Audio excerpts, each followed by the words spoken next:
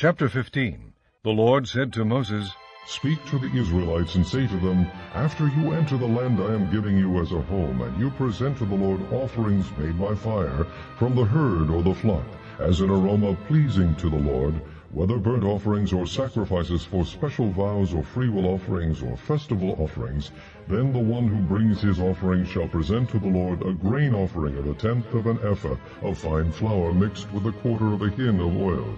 With each lamb for the burnt offering or the sacrifice, prepare 1/4 of a hin of wine as a drink offering.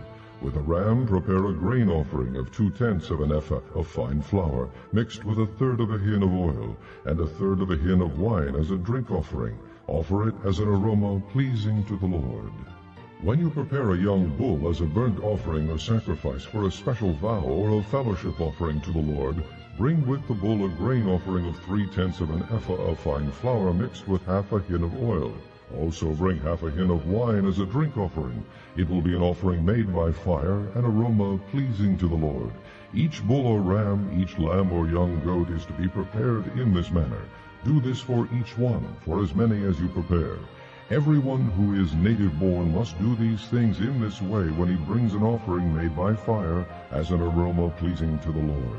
For the generations to come, whenever an alien or anyone else living among you presents an offering made by fire as an aroma pleasing to the Lord, he must do exactly as you do. The community is to have the same rules for you and for the alien living among you. This is a lasting ordinance for the generations to come. You and the alien shall be the same before the Lord. The same laws and regulations will apply both to you and to the alien living among you. The Lord said to Moses, Speak to the Israelites and say to them, When you enter the land to which I am taking you, and you eat the food of the land, present a portion as an offering to the Lord. Present a cake from the first of your ground meal, and present it as an offering from the threshing floor. Throughout the generations to come you are to give this offering to the Lord from the first of your ground meal. Now if you unintentionally fail to keep any of these commands the Lord gave Moses, any of the Lord's commands to you through him, from the day the Lord gave them and continuing through the generations to come, and if this is done unintentionally without the community being aware of it, then the whole community is to offer a young bull for a burnt offering as an aroma pleasing to the Lord, along with its prescribed grain offering and drink offering, and a male goat for a sin offering. The priest is to make atonement for the whole Israelite community, and they will be forgiven, for it was not intentional, and they have brought to the Lord for their wrong an offering made by fire and a sin offering. The whole Israelite community and the aliens living among them will be forgiven, because all the people were involved in the unintentional wrong. But if just one person sins unintentionally, he must bring a year-old female goat for a sin offering. The priest is to make atonement before the Lord for the one who erred by sinning unintentionally, and when atonement has been made for him, he will be forgiven. One and the same law applies to everyone who sins unintentionally, whether he is a native-born Israelite or an alien. But anyone who sins defiantly, whether native-born or alien, blasphemes the Lord, and that person must be cut off from his people, because he has despised the Lord's word and broken his commands. That person must surely be cut off. His guilt remains on him. While the Israelites were in the desert, a man was found gathering wood on the Sabbath day. Those who found him gathering wood brought him to Moses and Aaron and the whole assembly, and they kept him in custody, because it was not clear what should be done to him. Then the Lord said to Moses, The man must die. The whole assembly must stone him outside the camp.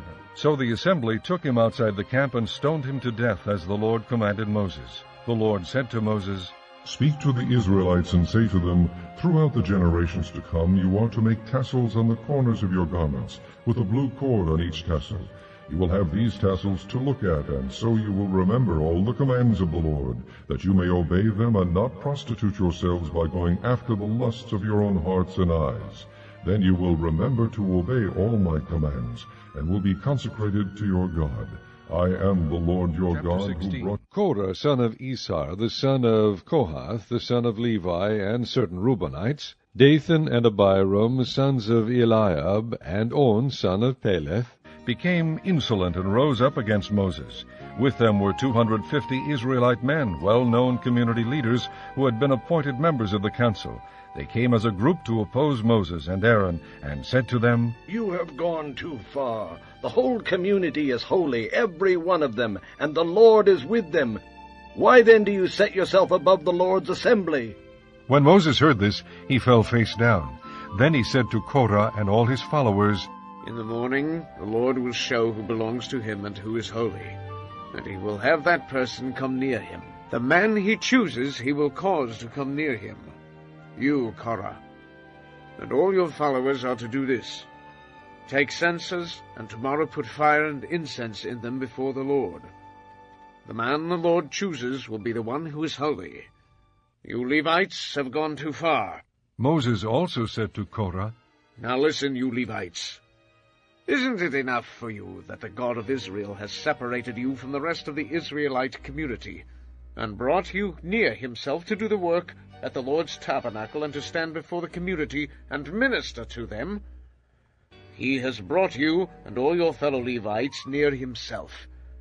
But now you are trying to get the priesthood too. It is against the Lord that you and all your followers have banded together. Who is Aaron, that you should grumble against him?" Then Moses summoned Dathan and Abiram, the sons of Eliab, but they said, "We will not come. Isn't it enough that you have brought us up out of a land flowing with milk and honey to kill us in the desert? And now you also want to lord it over us? Moreover, you haven't brought us into a land flowing with milk and honey, or given us an inheritance of fields and vineyards. Will you gouge out the eyes of these men? No, we will not come." Then Moses became very angry and said to the Lord, "Do not accept their offering. I have not taken so much as a donkey from them, nor have I wronged any of them." Moses said to Korah, "You and all your followers are to appear before the Lord tomorrow. You and they and Aaron. Each man is to take his censer and put incense in it, 250 censers in all, and present it before the Lord. You and Aaron are to present your censers also." So each man took his censer, put fire and incense in it, and stood with Moses and Aaron at the entrance to the tent of meeting. When Korah had gathered all his followers in opposition to them at the entrance to the tent of meeting, the glory of the Lord appeared to the entire assembly. The Lord said to Moses and Aaron, "Separate yourselves from this assembly, so I can put an end to them at once." But Moses and Aaron fell face down and cried out, "O God, God of the spirits of all mankind, will you be angry with the entire assembly when only one man sins?" Then the Lord said to Moses, "Say to the assembly, move away from the tents of Korah, Dathan, and Abiram." Moses got up and went to Dathan and Abiram, and the elders of Israel followed him. He warned the assembly, "Move back from the tents of these wicked men. Do not touch anything belonging to them, or you will be swept away because of all their sins." So they moved away from the tents of Korah, Dathan, and Abiram. Dathan and Abiram had come out and were standing with their wives, children, and little ones at the entrances to their tents. Then Moses said, "This is how you will know that the Lord has sent me to do all these things, and that it was not my idea. If these men die a natural death and experience only what usually happens to men, then the Lord has not sent me. But if the Lord brings about something totally new, and the earth opens its mouth and swallows them with everything that belongs to them, and they go down alive into the grave, then he will know that these men have treated the Lord with contempt." As soon as he finished saying all this, the ground under them split apart, and the earth opened its mouth and swallowed them, with their households and all Korah's men and all their possessions. They went down alive into the grave with everything they owned. The earth closed over them, and they perished and were gone from the community. At their cries, all the Israelites around them fled, shouting, "The earth is going to swallow us too!" And fire came out from the Lord and consumed the 250 men who were offering the incense. The Lord said to Moses, "Tell Eleazar, son of Aaron the priest, to take the censers out of the smoldering remains and scatter the coals some distance away, for the censers are holy, the censers of the men who sinned at the cost of their lives. Hammer the censers into sheets to overlay the altar, for they were presented before the Lord and have become holy. Let them be a sign to the Israelites." So Eleazar the priest collected the bronze censers brought by those who had been burned up, and he had them hammered out to overlay the altar, as the Lord directed him through Moses. This was to remind the Israelites that no one except a descendant of Aaron should come to burn incense before the Lord, or he would become like Korah and his followers. The next day the whole Israelite community grumbled against Moses and Aaron. "You have killed the Lord's people," they said. But when the assembly gathered in opposition to Moses and Aaron and turned toward the tent of meeting, suddenly the cloud covered it, and the glory of the Lord appeared. Then Moses and Aaron went to the front of the tent of meeting, and the Lord said to Moses, "Get away from this assembly so I can put an end to them at once." And they fell face down. Then Moses said to Aaron, "Take your censer and put incense in it, along with fire from the altar, and hurry the assembly to make atonement for them. Wrath has come out from the Lord. The plague has started." So Aaron did as Moses said, and ran into the midst of the assembly. The plague had already started among the people, but Aaron offered the incense and made atonement for them. He stood between the living and the dead, and the plague stopped. But 14,700 people died from the plague, in addition to those who had died because of Korah. Then Aaron returned to Moses at the entrance to the tent of meeting. The Lord said to Moses, "Speak to the Israelites and get 12 staffs from them, one from the leader of each of their ancestral tribes. Write the name of each man on his staff. On the staff of Levi write Aaron's name, for there must be one staff for the head of each ancestral tribe. Place them in the tent of meeting in front of the testimony where I meet with you. The staff belonging to the man I choose will sprout, and I will rid myself of this constant grumbling against you by the Israelites." So Moses spoke to the Israelites, and their leaders gave him 12 staffs, one for the leader of each of their ancestral tribes, and Aaron's staff was among them. Moses placed the staffs before the Lord in the tent of the testimony. The next day Moses entered the tent of the testimony and saw that Aaron's staff, which represented the house of Levi, had not only sprouted, but had budded, blossomed, and produced almonds. Then Moses brought out all the staffs from the Lord's presence to all the Israelites. They looked at them, and each man took his own staff. The Lord said to Moses, "Put back Aaron's staff in front of the testimony, to be kept as a sign to the rebellious. This will put an end to their grumbling against me, so that they will not die." Moses did just as the Lord commanded him. The Israelites said to Moses, "We will die! We are lost! We are all lost!" "Anyone who even comes near the tabernacle of the Lord will die. Are we all going to die?" Chapter 18. The Lord said to Aaron, "You, your sons, and your father's family are to bear the responsibility for offenses against the sanctuary, and you and your sons alone are to bear the responsibility for offenses against the priesthood. Bring your fellow Levites from your ancestral tribe to join you and assist you when you and your sons minister before the tent of the testimony.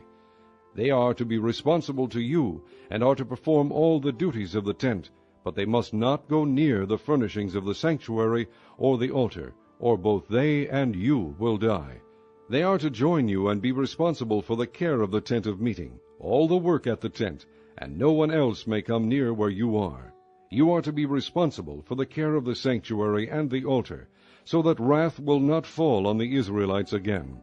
I myself have selected your fellow Levites from among the Israelites as a gift to you, dedicated to the Lord to do the work at the tent of meeting. But only you and your sons may serve as priests in connection with everything at the altar and inside the curtain. I am giving you the service of the priesthood as a gift. Anyone else who comes near the sanctuary must be put to death." Then the Lord said to Aaron, "I myself have put you in charge of the offerings presented to me. All the holy offerings the Israelites give me, I give to you and your sons as your portion and regular share. You are to have the part of the most holy offerings that is kept from the fire. From all the gifts they bring me as most holy offerings, whether grain or sin or guilt offerings, that part belongs to you and your sons. Eat it as something most holy. Every male shall eat it. You must regard it as holy. This also is yours, whatever is set aside from the gifts of all the wave offerings of the Israelites. I give this to you and your sons and daughters as your regular share.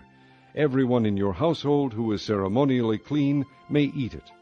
I give you all the finest olive oil and all the finest new wine and grain they give the Lord as the firstfruits of their harvest.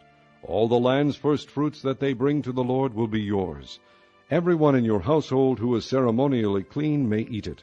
Everything in Israel that is devoted to the Lord is yours. The first offspring of every womb, both man and animal, that is offered to the Lord is yours. But you must redeem every firstborn son and every firstborn male of unclean animals. When they are a month old, you must redeem them at the redemption price set at 5 shekels of silver, according to the sanctuary shekel, which weighs 20 gerahs. But you must not redeem the firstborn of an ox, a sheep, or a goat. They are holy. Sprinkle their blood on the altar, and burn their fat as an offering made by fire, an aroma pleasing to the Lord. Their meat is to be yours, just as the breast of the wave offering and the right thigh are yours.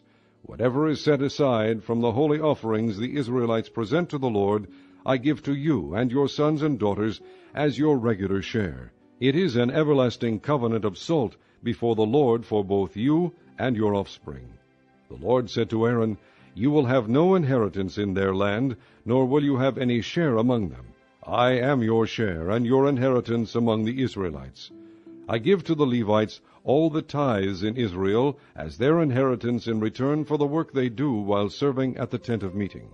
From now on the Israelites must not go near the tent of meeting, or they will bear the consequences of their sin and will die.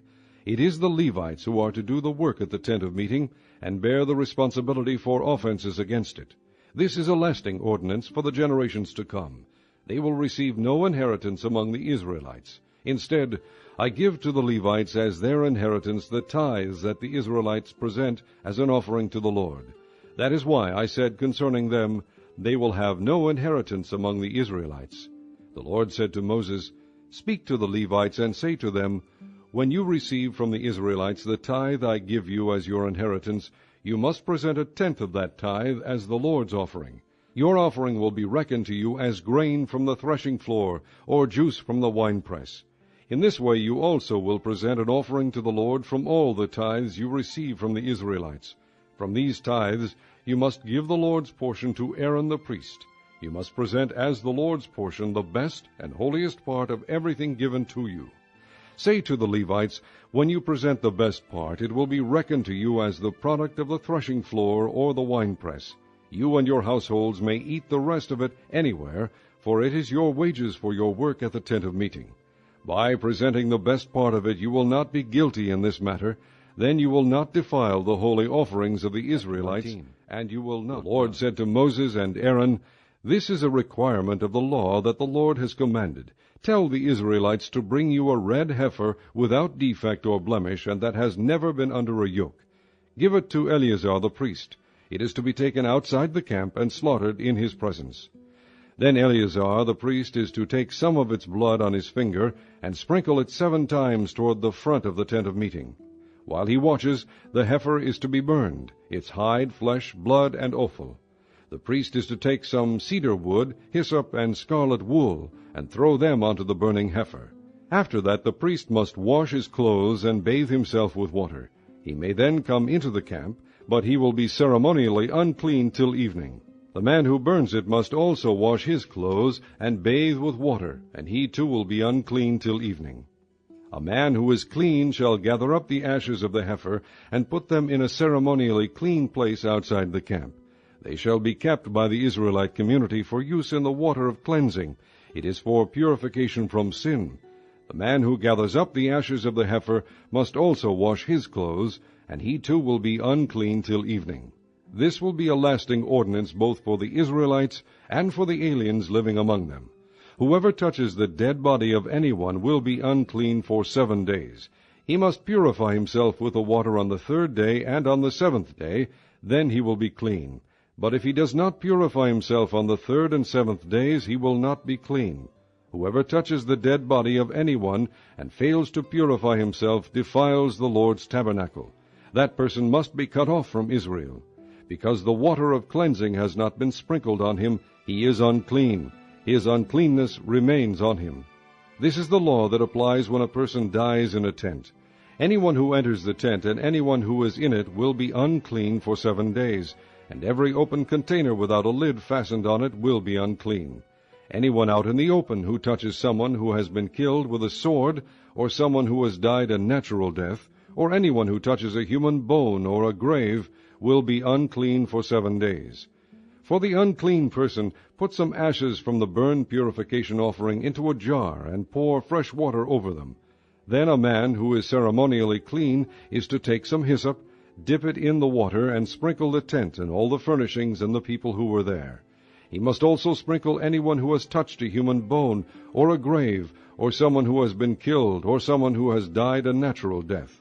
The man who is clean is to sprinkle the unclean person on the 3rd and 7th days, and on the 7th day he is to purify him. The person being cleansed must wash his clothes and bathe with water, and that evening he will be clean. But if a person who is unclean does not purify himself, he must be cut off from the community, because he has defiled the sanctuary of the Lord. The water of cleansing has not been sprinkled on him, and he is unclean. This is a lasting ordinance for them. The man who sprinkles the water of cleansing must also wash his clothes, and anyone who touches the water of cleansing will be unclean till evening. Anything that an unclean person touches becomes unclean, and anyone who touches it becomes unclean till evening.